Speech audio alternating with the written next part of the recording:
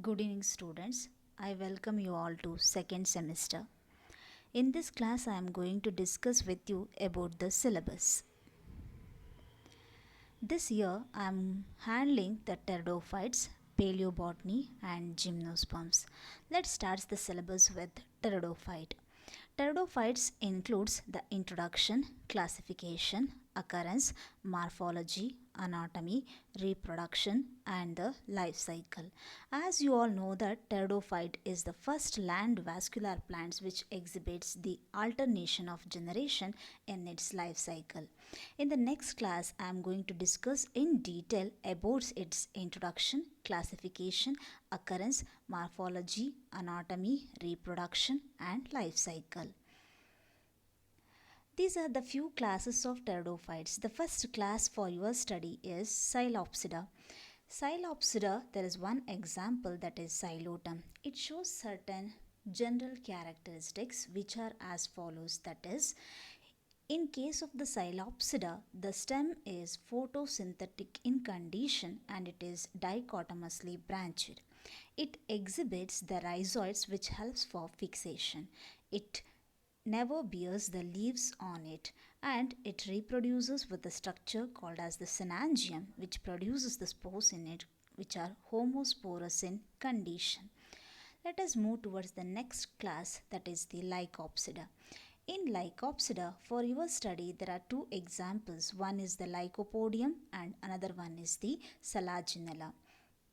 The class Lycopsida, in which the species exhibits the plant body where we can divide into root, stem and leaves.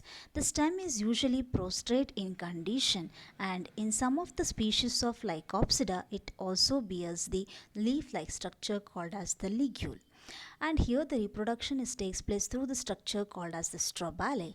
In case of the Lycopsida, it also shows both condition, that is homosporous and heterosporous condition.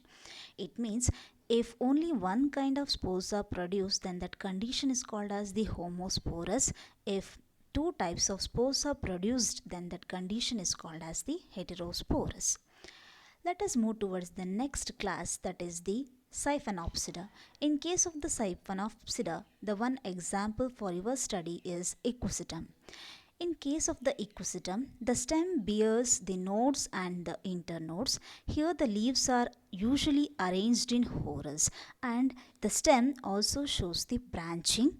It produces the reproductive structure called as the sporangia, and these sporangia are bears on the stalk-like structure called as the sporangiophore. Let us move towards the next class for your study, that is the Pteropsida. For this Pteropsida, one example is Marsilia. Here the Marsilia is showing the stem modification called as the rhizome.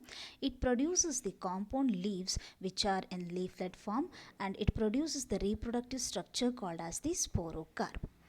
This is about the pteridophyte for your studies. Let us move in detail of the stellar evolution, heterospory, seed habit, economic importance of the pteridophytes. The next unit for your study is paleobotany. In the paleobotany, I am going to discuss with you about the introduction to the process of fossilization. How the fossils are made is studied in this topic, and the types of fossils, geological timescale. Not only that, for your studies, there are two examples are kept. One is Rhynia and another one is the Lepidodendron in detail.